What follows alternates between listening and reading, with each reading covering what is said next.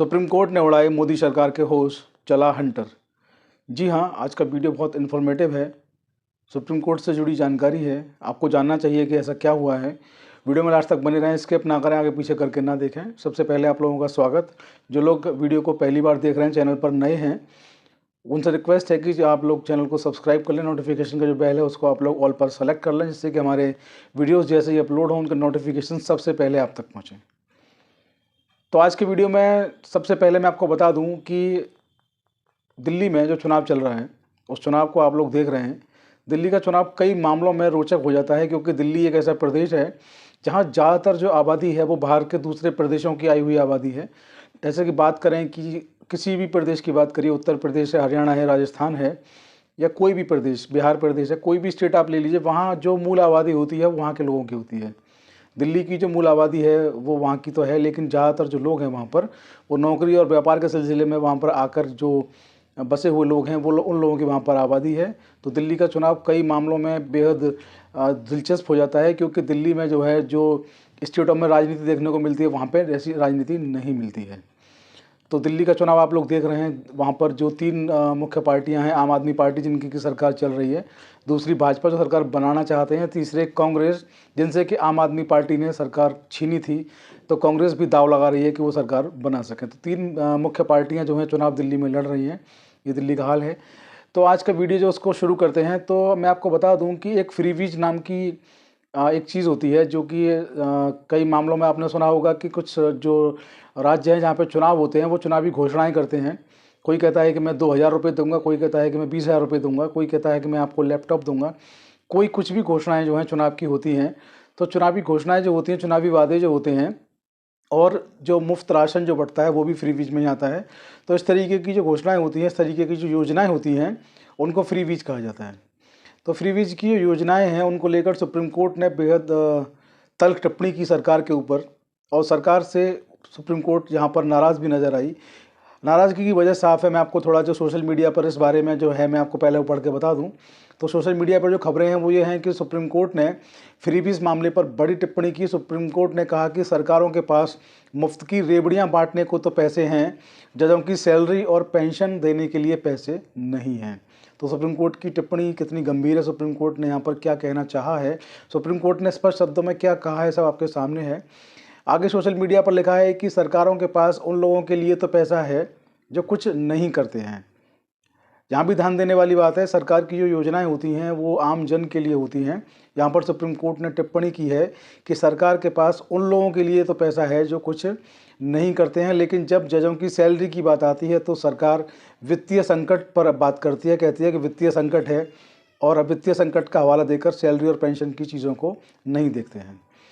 Supreme court के जो मैं इस मामले की जो सुनवाई कर रहे हैं, सुप्रीम कोर्ट के दो जस्टिस की बेंच है, दो जजेस हैं सुप्रीम कोर्ट के, जस्टिस BR गवई और जस्टिस AG मसीह। इन दोनों जस्टिस की बेंच जो है इस पूरे मामले की सुनवाई कर रही है। और इन दोनों जस्टिस की जो बेंच है सुनवाई जो कर रही है, सुनवाई के दौरान इन्होंने केंद्र सरकार और राज्य सरकारों पर जमकर तीखा प्रहार किया, तीखा हमला किया है। उन्होंने कहा है कि आपके पास स्टेट गवर्नमेंट के पास या केंद्र की सरकार के पास जो वहाँ की जो जनता होती है, जो चुनावी वादे आप लोग करते हैं, जो चुनावी योजनाएं आप लोग लागू करते हैं, उनके लिए तो पैसा है, लेकिन जजेस की पेंशन और सैलरी की बात करें तो आपके पास पैसा नहीं है। आगे लिखा है कि मध्य प्रदेश की लाडली बहना योजना से लेकर दिल्ली चुनाव में 2,000 रुपये से 2,500 रुपये की घोषणा और योजनाओं का जिक्र जो है सुप्रीम कोर्ट के जस्टिस ने अपने बयान में यहाँ अपनी टिप्पणी में किया है। सुप्रीम कोर्ट ने कहा कि यदि हम और अच्छा न्याय चाहते हैं तो हमें अपने न्यायाधीशों को और बेहतर वेतन देना होगा। टिप्पणी कहेंगे इसको या स्टेटमेंट कहेंगे, बहुत ही संजीदा है। इस पर सरकारों को ध्यान देना चाहिए। उन्होंने स्पष्ट कहा है कि आप जो है न्यायाधीशों से बेहतर और अच्छे आदेशों की उम्मीद करते हैं, आप चाहते हैं कि विविध रूप से अच्छे आदेश आएँ, तो इसके लिए आपको जजेस को बेहतर सैलरी भी देनी होगी। केंद्र सरकार के जो AG हैं उन्होंने वेंकट रमणी, उन्होंने कहा कि सरकार ने नई पेंशन नीति जो है वित्तीय दबाव को ध्यान में रखकर बनाई है, और मामले को उन्होंने स्थगित करने की मांग की। उन्होंने कहा कि मामले को जो है स्थगित अभी कर दिया जाए, हमें डेट दे दी जाए, यानी कि डेट देकर कोई मामले को टालते हुए नज़र यहाँ पर आए। AG जो है वेंकट रमणी, केंद्र सरकार के अटॉर्नी जनरल हैं वेंकट रमणी, तो सुप्रीम कोर्ट ने इनको स्पष्ट रूप से स्थगित करने से मना कर दिया। उन्होंने कहा कि सैलरी पेंशन 2016 में बढ़ी थी, जिनको फिर से अब रिवाइज्ड करने की ज़रूरत है।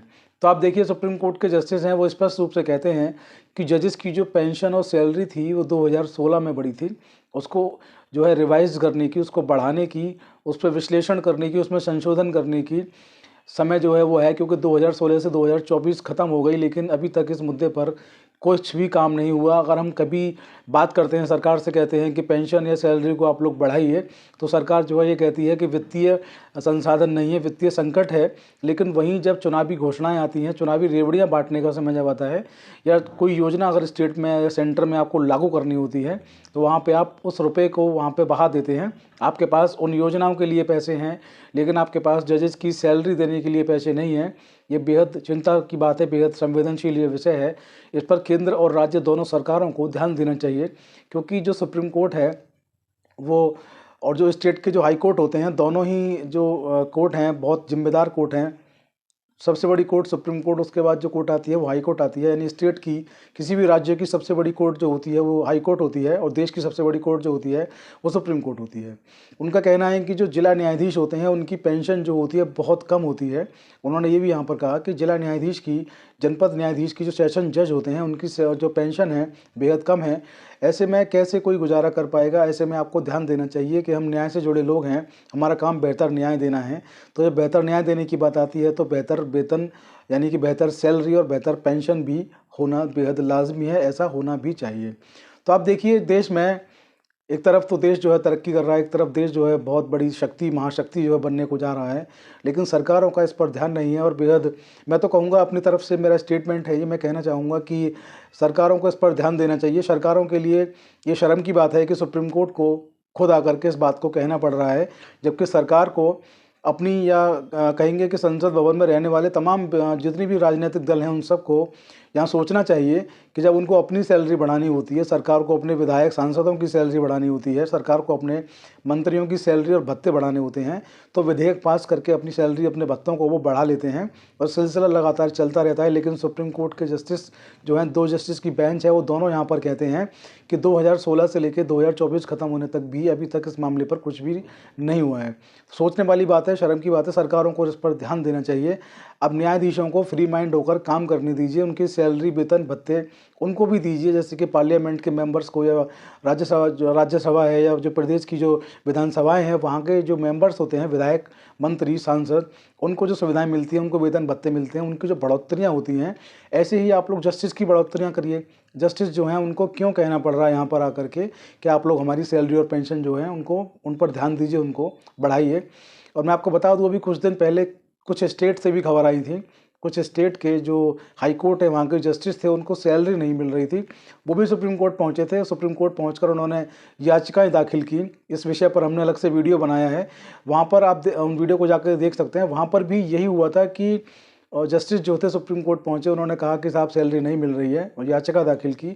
उसके बाद सुप्रीम कोर्ट ने स्टेट गवर्नमेंट हो या सेंट्रल गवर्नमेंट हो, उनको फटकार लगाई और कहा कि सैलरी दीजिए। उसके बाद उनको सैलरी मिल पाई। तो एक हाई कोर्ट के जज का काम होता है न्याय करना, कुर्सी पर बैठ के, न्याय की जो कुर्सी होती है उस पर बैठ के न्याय करना। वो अपनी सैलरी के लिए चक्कर लगाते हैं, सुप्रीम कोर्ट तक जाते हैं। ये भी बेहद शर्म की बात है भारत जैसे लोकतांत्रिक देश में। तो न्यायाधीशों को न्याय करने दीजिए, उनकी सैलरी, वेतन, भत्ते, सरकार का काम है सोचने का।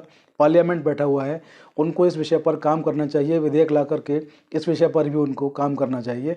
न्यायाधीशों को यहाँ पर आने की, ये कहने की ज़रूरत ही ना पड़े, सरकार को इसका ध्यान रखना चाहिए। तो आज के वीडियो में इतना ही। आप लोग बने रहें हमारे साथ, वीडियो को शेयर करना ना भूलें। जय हिंद, जय भारत, नमस्कार।